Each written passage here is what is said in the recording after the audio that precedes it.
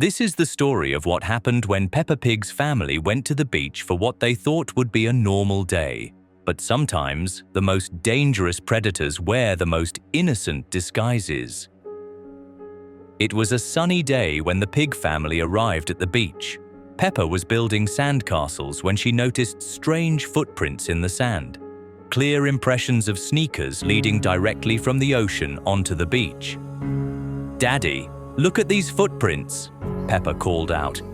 Daddy Pig chuckled. Someone probably just walked into the water wearing their shoes. But Peppa followed the sneaker prints towards some large rocks. As she got closer, she heard soft, melodic humming. Tra-la-lilo, tra-la-la. Peppa crept around the rocks and gasped. Sitting on the sand was an enormous shark wearing bright blue Nike sneakers, singing happily to itself. Tra-la-lilo, tra-la-la, the shark sang, noticing Peppa.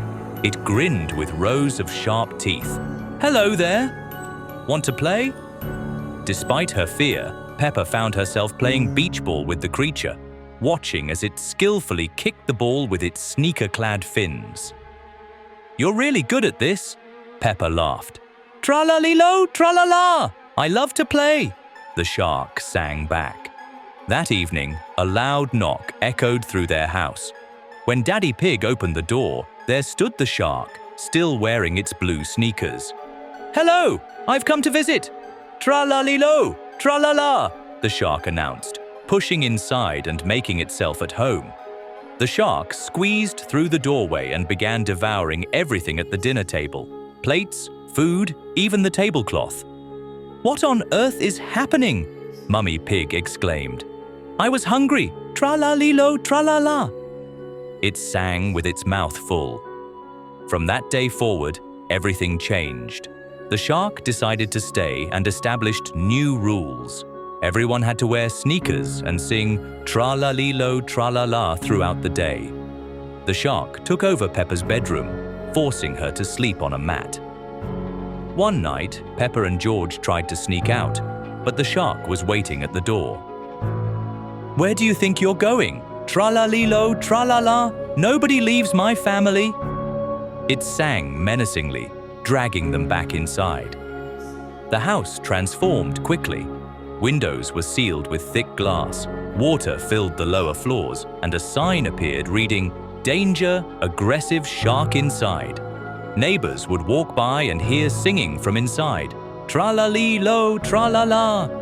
We're all one family now. Through the round window, you could see them, Peppa, George, Mummy Pig and Daddy Pig, all wearing blue sneakers, all singing the shark's song. Behind them, the massive silhouette swam in circles, its toothy grin never fading. And so the shark had found its perfect family. The beach was quiet again, but if you listen carefully, you might still hear it. Tra-la-lilo, tra-la-la. And if you do, you'd better run, because the shark is always looking for new family members to join its endless song. Peppa Pig, Eyes in the Dark.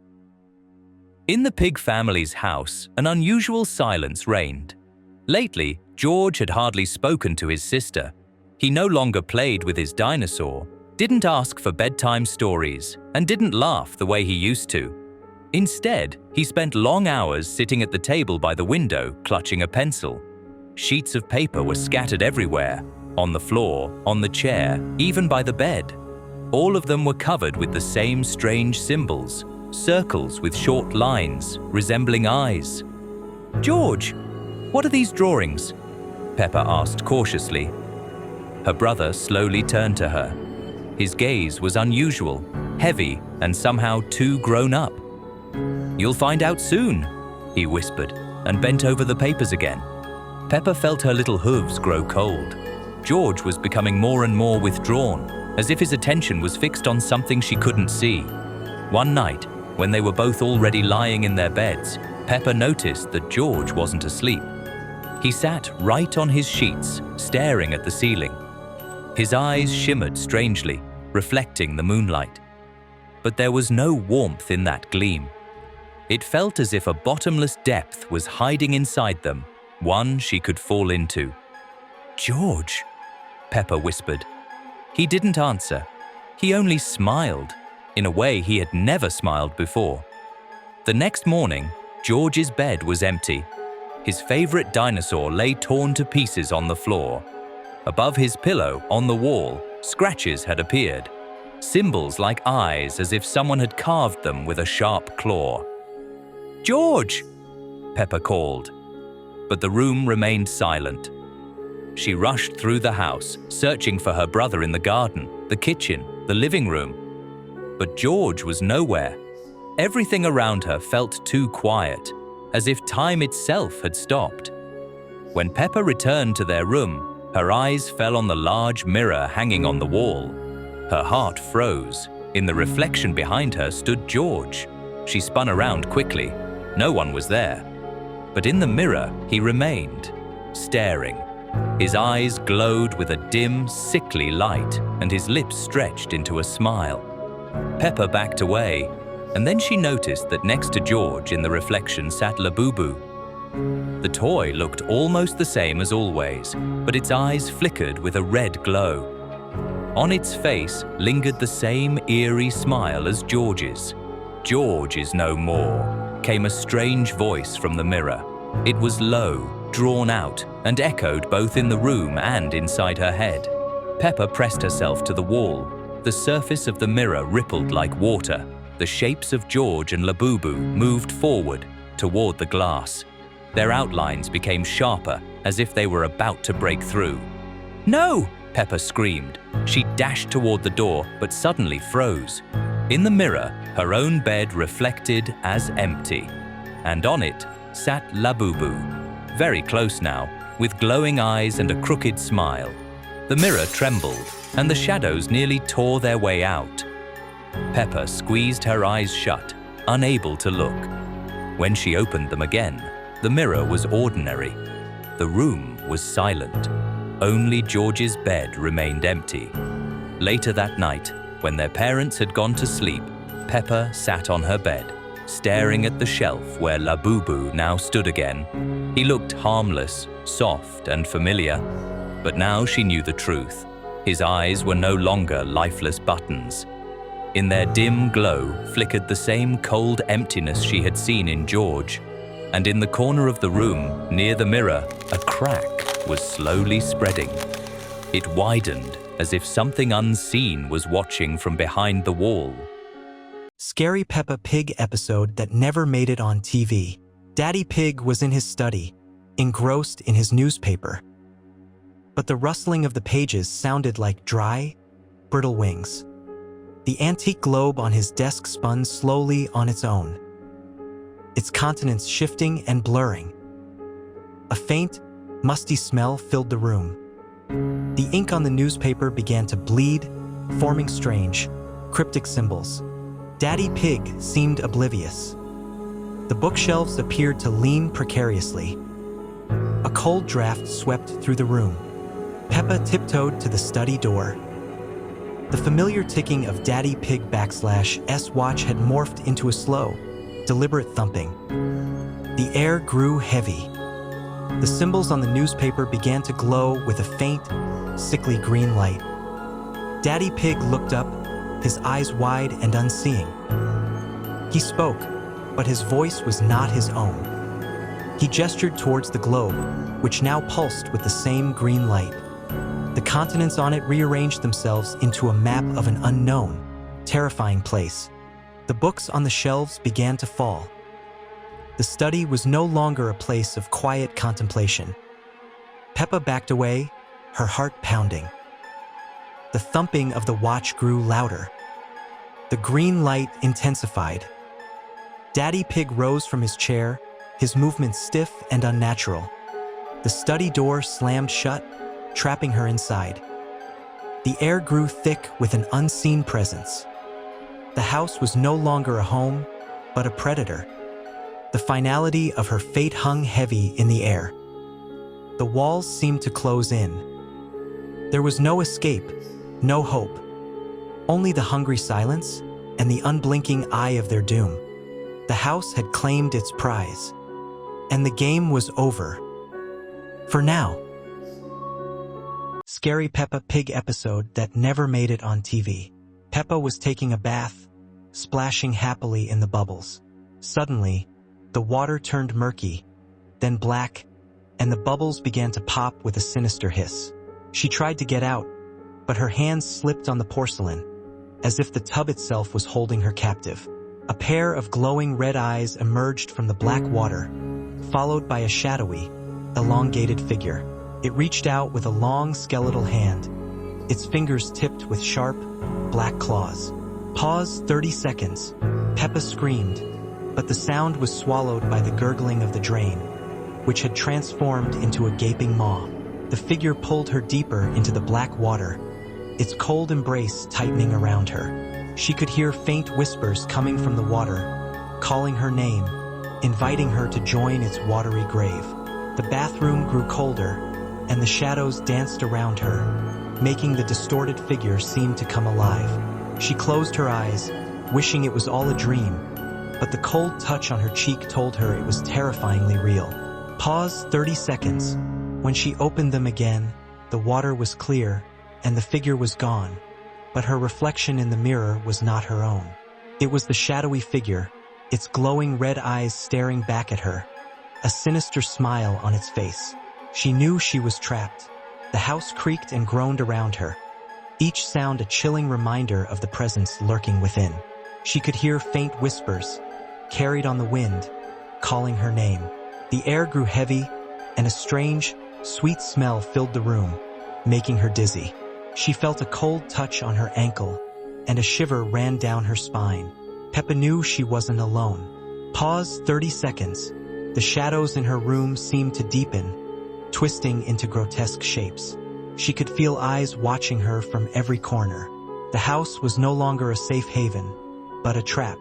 She pulled the covers over her head, but the whispers grew louder, more insistent. She knew she had to escape, but where could she go? The house was alive and it wanted her. She could hear the floorboards groaning, the walls creaking, as if the house itself was closing in on her. The air was thick with an unseen presence, and she felt a suffocating weight on her chest. Peppa knew this was the end.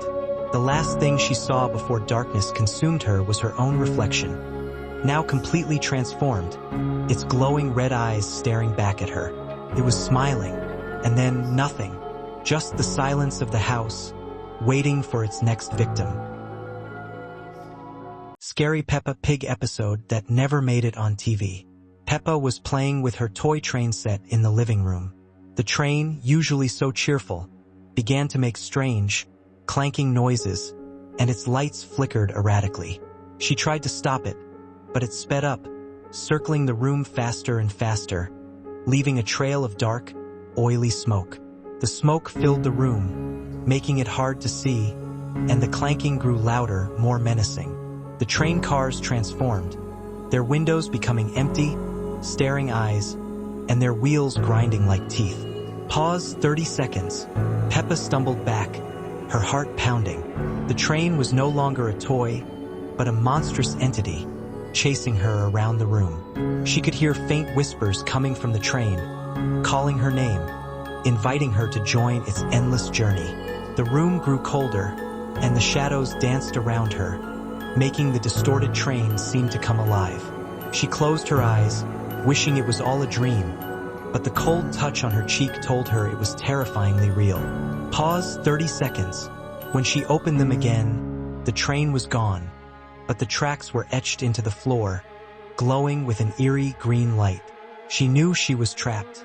The house creaked and groaned around her, each sound a chilling reminder of the presence lurking within. She could hear faint whispers, carried on the wind, calling her name. The air grew heavy, and a strange, sweet smell filled the room, making her dizzy. She felt a cold touch on her ankle, and a shiver ran down her spine. Peppa knew she wasn't alone. Pause 30 seconds. The shadows in her room seemed to deepen, twisting into grotesque shapes. She could feel eyes watching her from every corner. The house was no longer a safe haven, but a trap. She pulled the covers over her head, but the whispers grew louder, more insistent. She knew she had to escape, but where could she go? The house was alive and it wanted her. She could hear the floorboards groaning, the walls creaking, as if the house itself was closing in on her. The air was thick with an unseen presence, and she felt a suffocating weight on her chest. Peppa knew this was the end. The last thing she saw before darkness consumed her was the glowing green tracks, leading into an abyss. And then nothing, just the silence of the house, waiting for its next victim. Scary Peppa Pig episode that never made it on TV. Mummy Pig was preparing dinner, but the food on the table began to move on its own. The carrots wriggled like worms, the potatoes pulsed with a faint, internal light, and the peas rolled off the plate and scurried across the floor like tiny, green insects. The familiar aroma of cooking was replaced by a strange, earthy smell, mixed with something sweet and sickly. Peppa and George watched in horror as the vegetables began to coalesce, forming a grotesque, pulsating mass in the center of the table. It grew larger, slowly taking on a vaguely humanoid shape, with two glowing green eyes emerging from its surface. Mummy Pig, her back turned, continued to hum, oblivious to the monstrous transformation occurring behind her. The kitchen grew cold, and the familiar sounds of cooking were replaced by a faint, squelching noise. The monstrous vegetable creature began to twitch, then to rise, its form dripping with a viscous, green liquid. It let out a low, guttural groan, a sound that vibrated through the floorboards. The kitchen, once a place of nourishment, was now a scene of unimaginable horror. The familiar comfort of their home was replaced by a chilling sense of dread, as the food they were about to eat transformed into a living nightmare. The creature took a step, its root-like feet squelching on the tiled floor. It reached out a tendril, its glowing eyes fixed on Peppa. The house was no longer safe, for a monstrous hunger had awakened within its walls.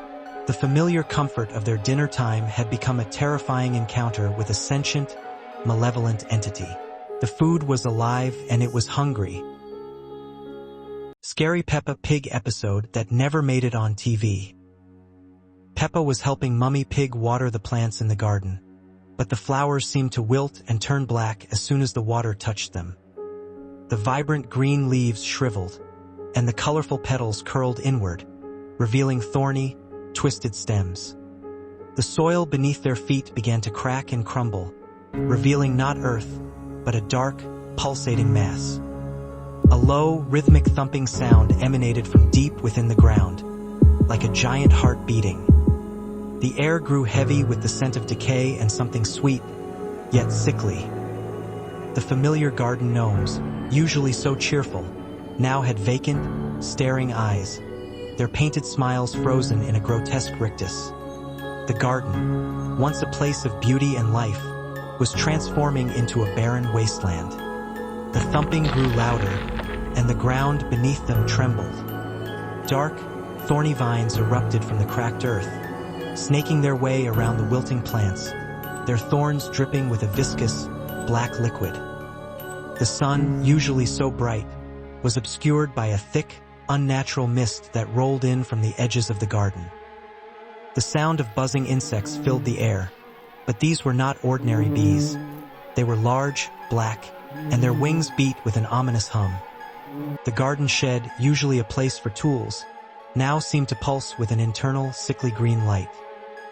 The plants, once their friends, were now turning against them, their thorny branches reaching out like grasping claws.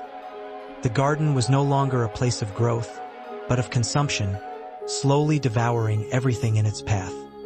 The thumping intensified, and a large, dark maw opened in the center of the garden, revealing rows of jagged, crystalline teeth.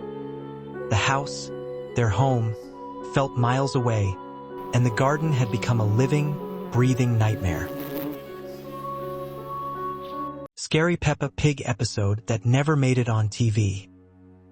In the quiet of the night, Peppa was awakened by a strange scratching sound coming from inside her wardrobe.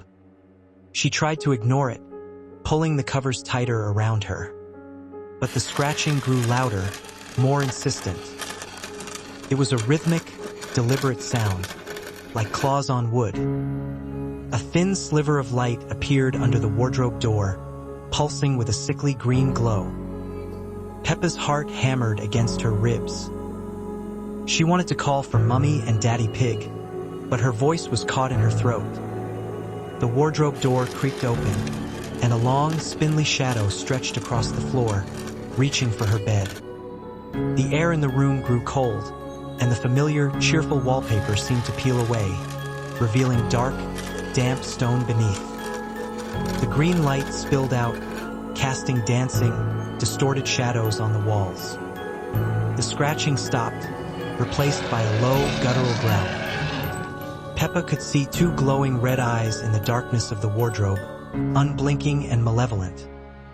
The shadow on the floor grew larger, taking the shape of a monstrous figure with long, sharp claws.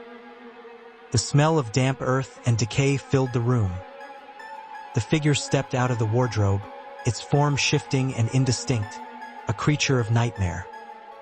It moved with a slow, deliberate grace, its red eyes fixed on Peppa. The familiar comfort of her bedroom had become a cage, and the monster was the keeper. The moonlight streaming through the window was swallowed by the encroaching darkness. The creature's growl rumbled through the room, a sound that vibrated in Peppa's very bones. It raised a clawed hand, its shadow falling over Peppa's bed. The world outside her window seemed to fade away, leaving only the suffocating darkness of the room and the terrifying presence of the monster. The last thing Peppa saw before she squeezed her eyes shut was the glint of sharp, white teeth in the monster's gaping maw.